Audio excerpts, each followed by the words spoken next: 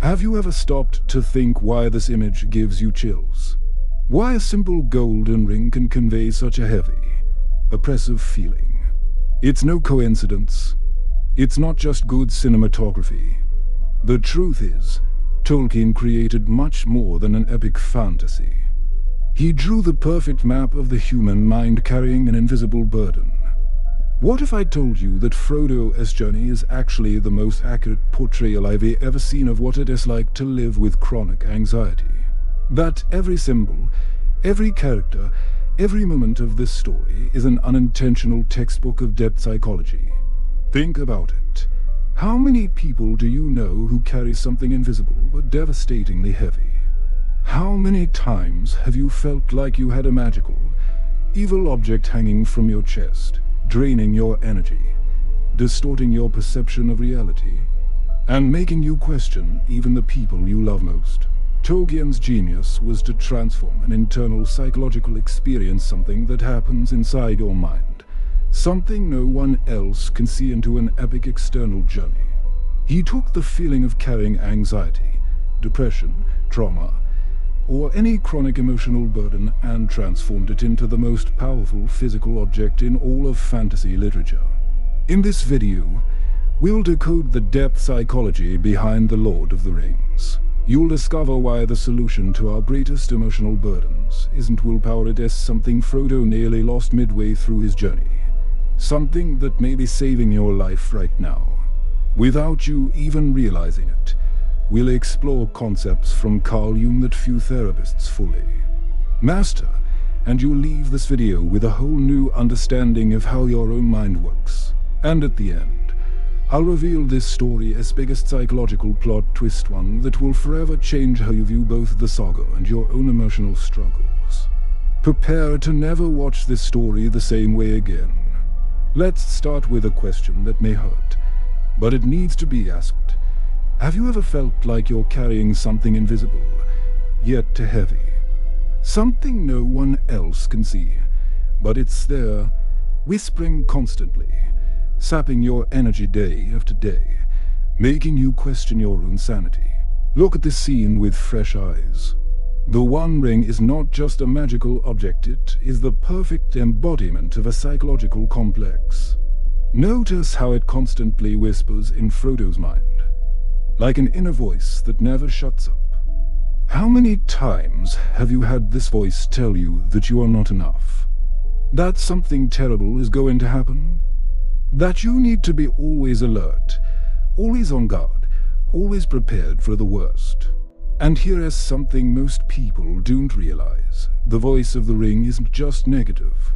Sometimes it's seductive, promising easy solutions.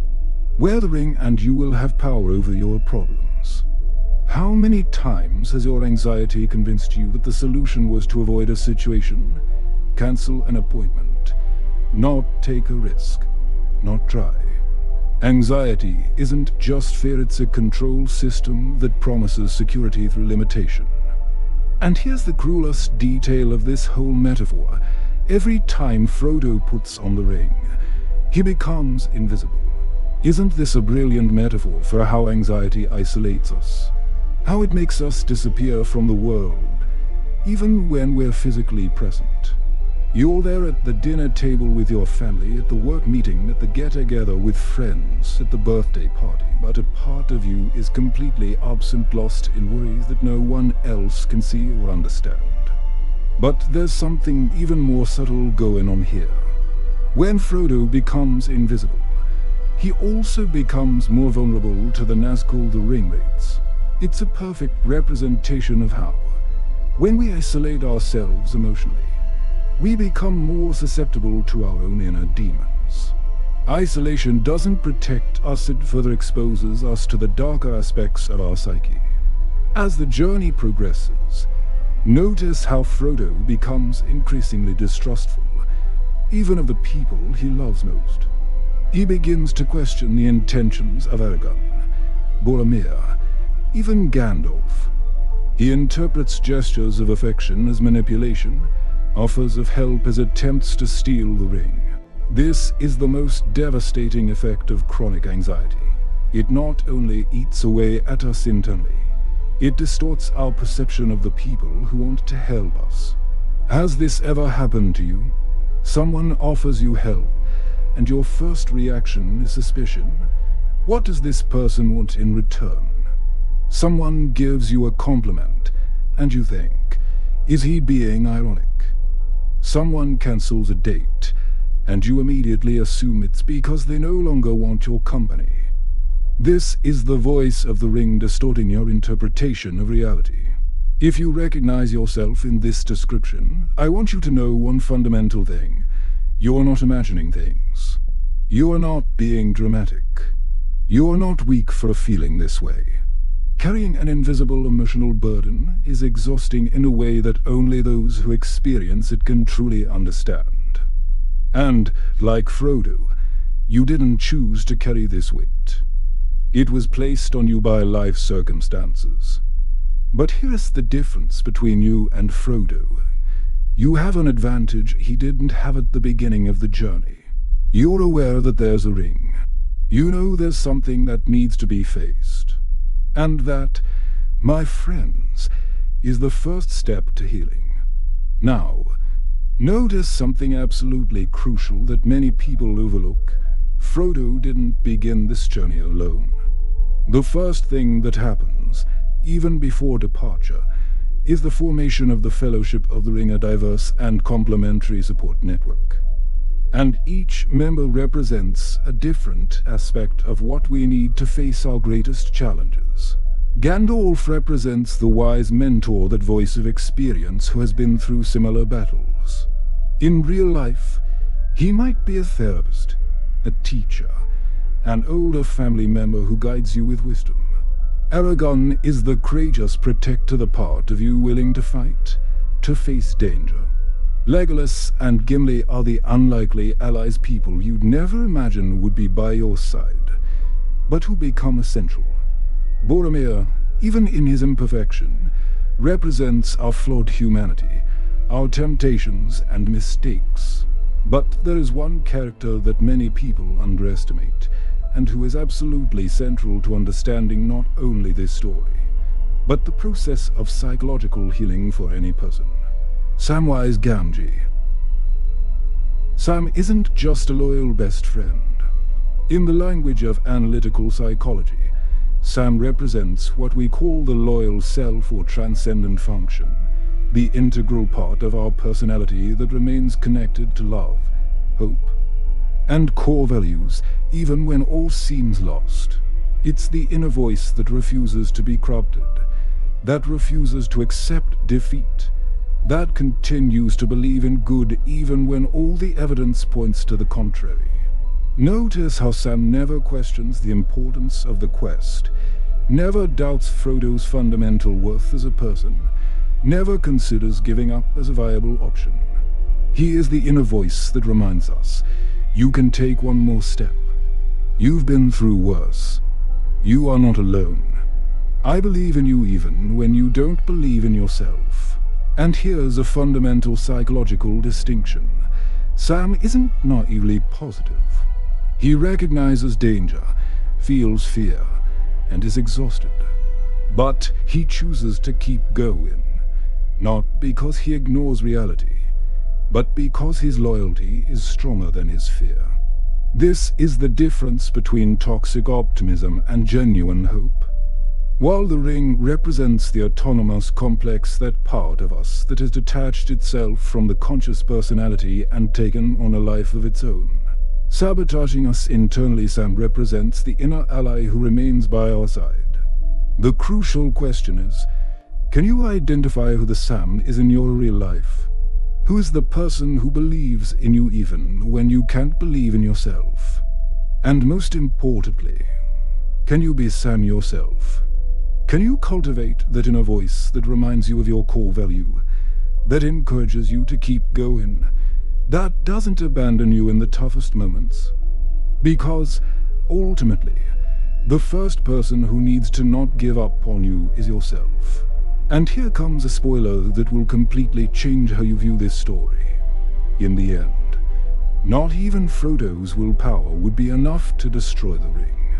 The solution will come from a completely unexpected place, in a way none of the characters planned or anticipated, something that will teach us that sometimes our greatest weakness becomes our salvation, and that the universe has a strange way of conspiring in our favor when we finally stop trying to control everything.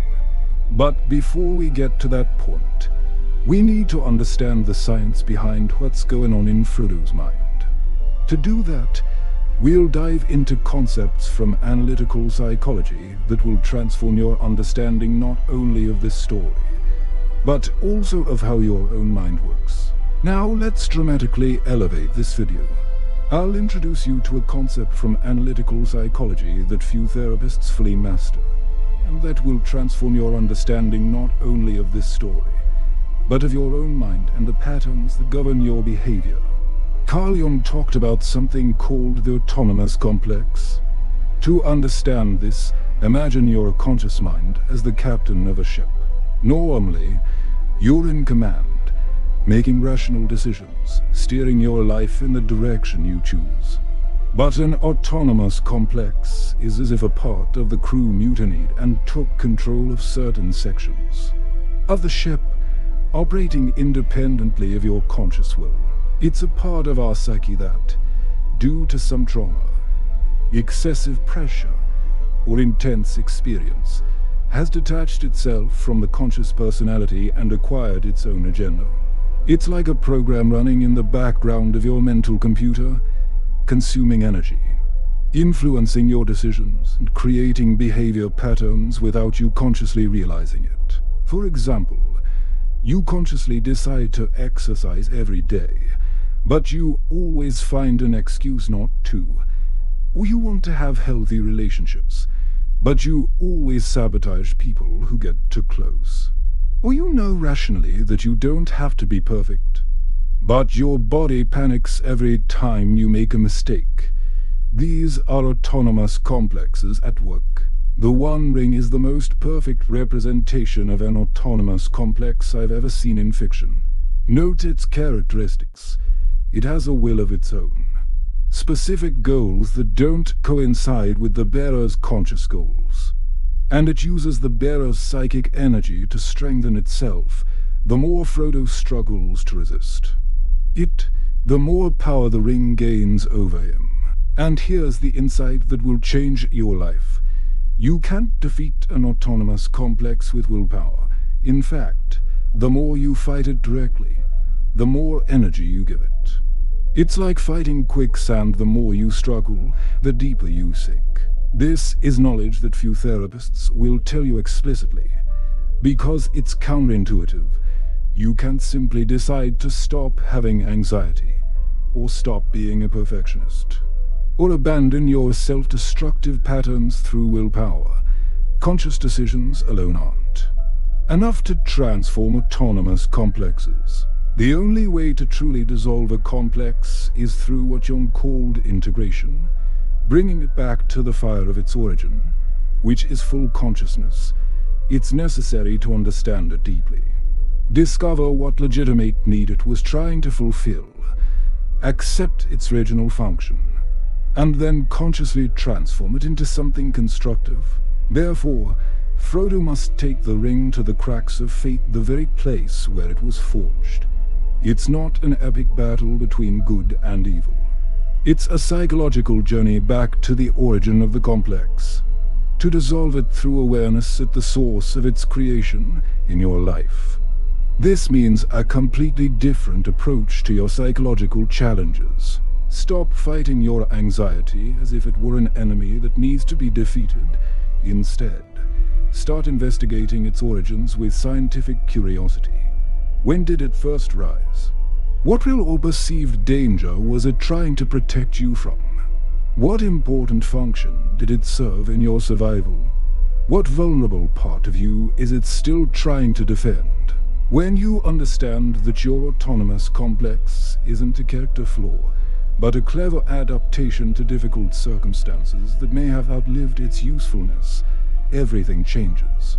You can begin to work with it instead of against it, transforming its destructive energy into a creative force. Now, we come to the most psychologically devastating and realistic moment of the entire saga. Frodo, completely exhausted by the weight of the ring and mentally corrupted by its constant influence, makes the mistake that nearly costs not only his quest, but his very life. He sends Sam away. This scene perfectly captures how our autonomic complexes operate at the height of their influence. They don't just attack us directly through negative thoughts or uncomfortable physical sensations. Their most destructive strategy is to systematically isolate us from our support systems. The voice of anxiety whispers convincingly, "No one really understands you. You're a burden to these people. They're just being polite. It's better to face this alone so as not to bother anyone." How many times have you done exactly this in your life? You cancelled plans when you were feeling emotionally unstable because you weren't in a good mood to socialize. You avoided calling a friend when you needed support most because you didn't want to bother them with your problems. You lied and said you were fine when someone asked how you were because you thought your problems weren't important enough. You pushed away the very people who could help you most at the very moment you needed them most. And the cruelest thing is that this decision seems logical at the time. It even seems altruistic. I'm protecting the people I love from my problem. But in reality, you're depriving these people of the opportunity to show you love, and depriving yourself of the support that is crucial to your recovery.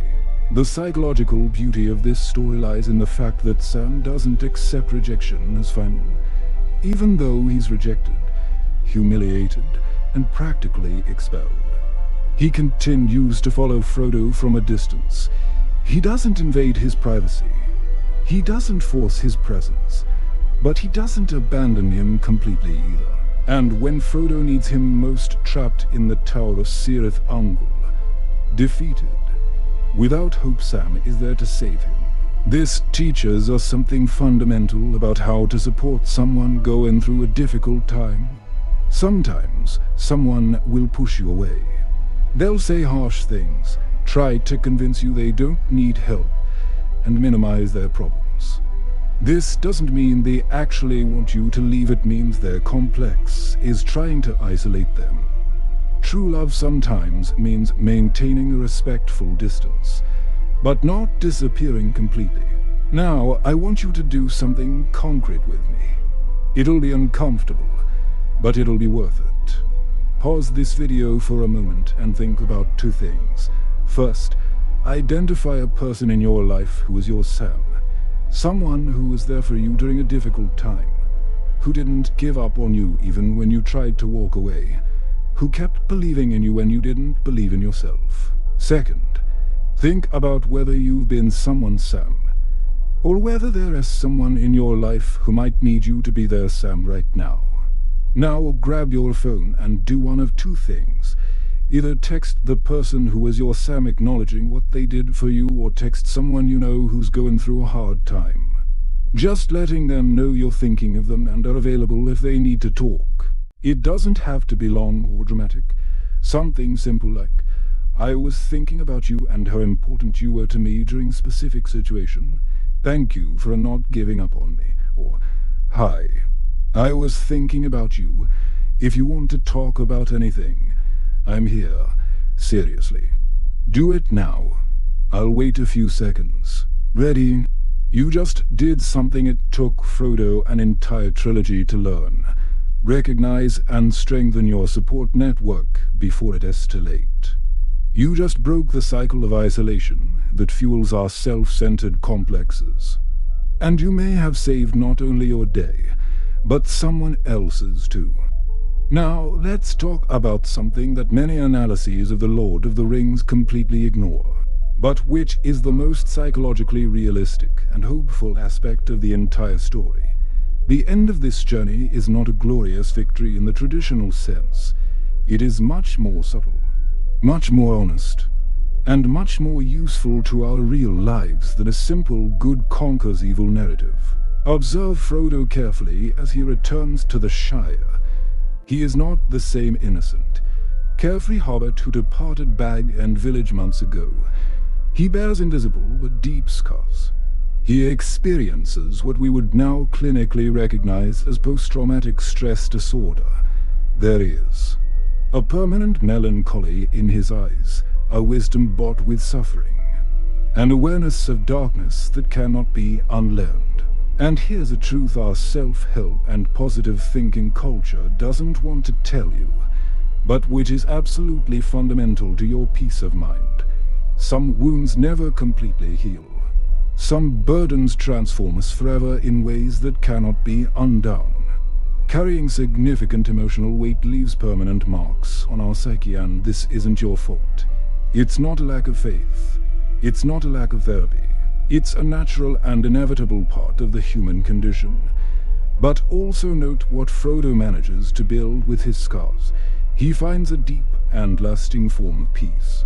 Not original innocence that is gone forever, but a wisdom that can only come through the experience of conscious suffering. He writes in the Red Book, meticulously recording his journey, transforming personal trauma into healing narrative, giving meaning to suffering through the art of storytelling. This reveals the true psychological benefit of confronting our autonomous complexes. It has not the false promise of returning to who we were before the problem rose. It's the possibility of becoming someone capable of transforming suffering into wisdom, pain into compassion, personal experience into help for others still on their journey. Remember the feeling of heaviness and oppression we mentioned at the beginning of this video? That suffocating sensation of carrying something invisible but devastatingly real. The reward of facing this journey isn't the total absence of that weight, it is the ability to transform it into something meaningful, into a source of strength. Rather than weakness, into a bridge of connection with others, rather than a wall of isolation. Life can blossom again after the greatest emotional burdens. But it blossoms differently, deeper, more conscious, more connected to the reality of human fragility. More compassionate, more authentic, more capable of offering real comfort to others who still carry their own invisible chains. And this, my friends, is a form of beauty that only those who have consciously passed through darkness can truly appreciate and offer to the world.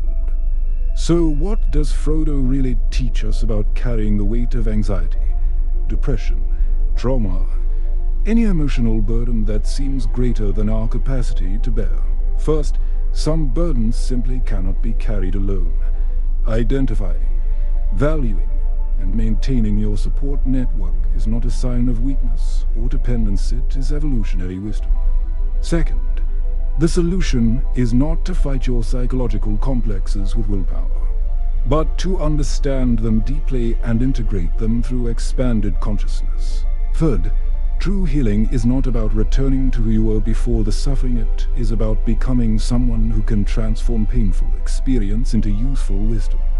And the greatest strength a human being can develop is not never falling, but having people to help you get up, and being one of those people for others. Frodo found a way to destroy his burden and discover a profound peace that transcends simple happiness. But what happens when peace isn't an available option? What happens when the trauma is so profound that the only way out seems to be to fully embrace the darkness and use it as fuel? In our next video, we'll delve into Batman's darkest and most complex psychology, exploring the mind of Bruce Wayne and discovering why sometimes you have to become the monster to fight the monsters. A psychological journey that will challenge everything you think you know about trauma, justice, revenge, and the fine line between hero and vigilante. If this video touched you in any way, please leave a like so the algorithm can help more people find these reflections. And tell me in the comments, who is the Sam in your life? Who is the person who doesn't give up on you, even when you try to walk away? And how can you be someone Sam today? See you on the next psychological journey. And remember, you're not carrying your ring alone.